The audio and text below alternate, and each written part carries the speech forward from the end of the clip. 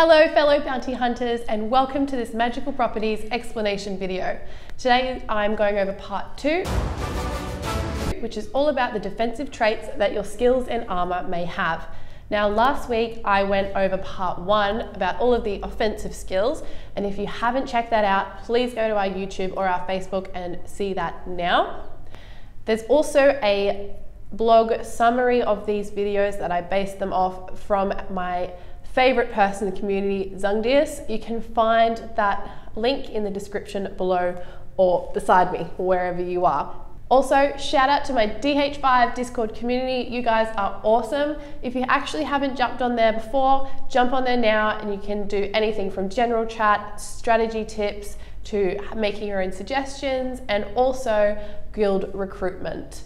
Now, I'm going to jump straight into it. So if you don't know where your magical properties are, you can find them in your game by going to your particular armor that you want to view, select it, and then you'll find when you can see like the full 360 view of it, on the right hand side, it will say magical properties.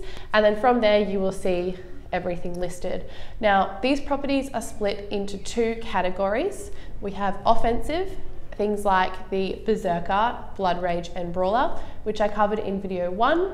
And we also have defensive, which I'm covering today. Things like dodge, attack speed, and also defense bonuses. So let's start jumping into the defensive traits. Now, the first one is pretty much obvious that it's everyone's favorite trait because it's dodge. It basically dodges incoming enemies' attacks, and it's really good if you want to jump in, like do those hit and runs where you run, hit, dodge, I don't know, and then you run out again and you pretty much, your health hasn't taken any hits, and pretty much it's widely disputed as everyone's favorite trait in the game.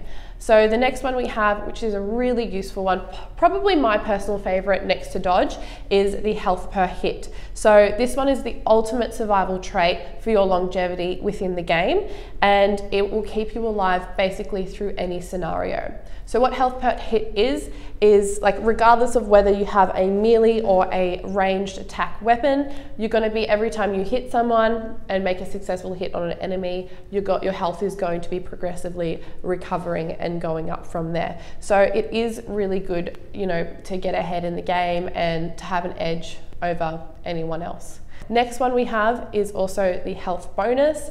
Pretty obvious what that is from there. So depending what number of statistics you have in your magical properties of your armor, you're going to get that percentage on top of your already full health, and it's just going to really help your longevity throughout the fight.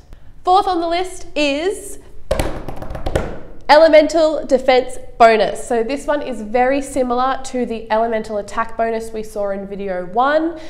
It basically is a modifier of your global defense value that will ultimately reduce the amount of damage that you do take. Next on the list, we have another defensive trait, which is obviously because we're on the defensive video, but it's health per kill. I don't want you to mistake it for the health per hit that I was talking about before, because it's quite different. You're not getting a health increment increase every time you hit something, it's every time you kill something. So this is a very useful trait to have when going through the trial of elements, but it's not so helpful when you're going through something like the stronghold when you have a limited number of minions to kill.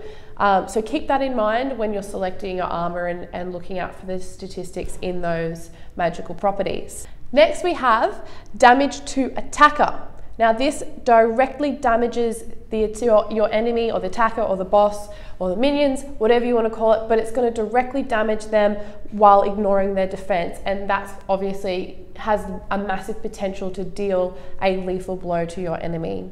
We have 2 offensive traits left on the list, including attacker fear chance. Now, this trait causes fear upon monsters while they attack you. So basically, it's a great property to have because it effectively keeps you alive longer by making your enemies flee in fear. Last but definitely not least, we have run speed. Now, this is going to increase your running speed by the percentage listed on your item or armor or weapon. Keep in mind this is very useful for something that you want to get through quickly, like Trial of Elements, or something you want to do really fast, you know, hit and run away from like the arena. Now, that is it for part 2 of this video. I hope you enjoyed it. Please give me a big thumbs up and leave in the comments below any suggestions you would like to see for future videos like this one.